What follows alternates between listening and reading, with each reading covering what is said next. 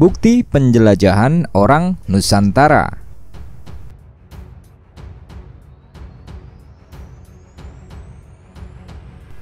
Barang dan sisa tanaman ditemukan di situs-situs kuno di berbagai negara. Bukti orang Nusantara melakukan pertukaran komoditas jauh sebelum tarikh Masehi.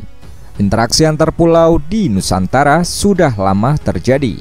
Pemicunya migrasi penutur Austronesia dari Cina Selatan sampai Taiwan ke Kepulauan Nusantara pada 4000 tahun yang lalu, berlanjut hingga memasuki tarikh Masehi. Yunus Satrio Atmojo, arkeolog Universitas Indonesia, mengatakan ada bukti kalau orang Indonesia kuno telah mengarungi laut sejak awal tarikh Masehi. Ini berdasarkan analisis penanggalan karbon pada tinggalan Prabu di tepi Sungai Lumatang. Ini berdasarkan analisis penanggalan karbon pada tinggalan perahu di tepi Sungai Lumatang, Sumatera Selatan. Katanya, dalam acara International Forum on Space Road 2019 di Museum Nasional, Jakarta, Rabu 20 Maret.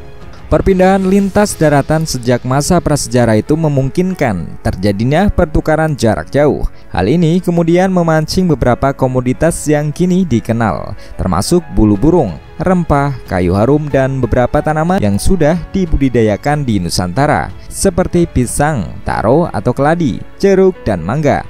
Para penutur Austronesia membentuk jejaring pertukaran jarak jauh, misalnya bulu burung di Papua ngepulnya di Raja Ampat, lalu rempah di Maluku, kata Daud Aristanudirjo, arkeolog UGM. Burung surga dalam bahaya. Daud mengatakan mobilitas tinggi itu dimungkinkan setelah para penutur Austronesia mengembangkan teknologi kelautan seperti di Filipina dan Indonesia Utara, termasuk teknologi double canoe yang mampu berlayar jauh sekaligus membawa banyak beban. Ini berkembang pesat di sekitar koridor Asia Tenggara, kata Daud. Mekanisme itu kemudian menciptakan jaringan hubungan antar pulau. Buktinya, kata Daud, obsidian Melanesia sampai ke Sabah, Malaysia, dan Polinesia, Fiji, Tonga, Samoa, yang membentang 8.000 km. Hal itu telah terjadi sekitar 3.500 tahun yang lalu. Lalu pengenalan gerabah dari Asia Tenggara ke Melanesia dan Polinesia yang disebut gerabah Lapita pada 3.500 sampai 2.700 tahun yang lalu, kata Daud. Lalu Indonesia, penutur Austronesia terbesar. Pertukaran rempah meluas ke barat.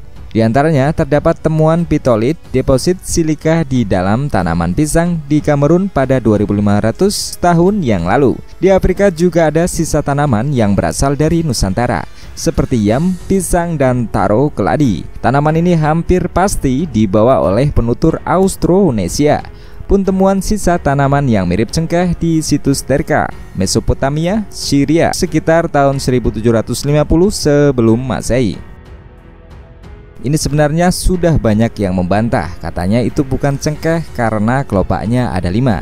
Tapi melihat ada temuan piterolit pisang sampai di situs Kordiji, Pakistan dari sekitar 4.000 tahun yang lalu, mungkin saja cengkeh sudah sampai di Terka, kata Daud. Lalu rempah adalah kunci kejayaan Nusantara. Asyumardi Azra, guru besar UIN Syarif Hidayatullah, menjelaskan pula kalau jalur rempah sudah ada sekitar 3.000 tahun sebelum Masehi. Orang Mesir kuno yang memulai kemudian diikuti bangsa Yunani dan Romawi. Di Nusantara, jalur rempah mulai bangkit ketika awal-awal ekspansi Islam. Bani Umayyah mulai abad ke-7 Masehi dan Abbasiyah mulai abad ke-8 yang membangkitkan kembali jalur perdagangan rempah itu. Kita tahu sebelum Islam masuk, pelaut dan pedagang Islam sudah masuk ke Nusantara, kata Azra. Pelaut asal Persia, Al-Ramursi, dalam Ajaib Al-Hind atau Wonder of the Archipelago melaporkan kehadiran pedagang dan pelaut muslim di Palembang, yaitu di Kerajaan Sriwijaya. Ini membangkitkan perdagangan rempah, kata Azra. Perdagangan rempah kemudian hancur ketika Belanda masuk dan menerapkan monopoli. Ini yang membuat ekonomi rusak.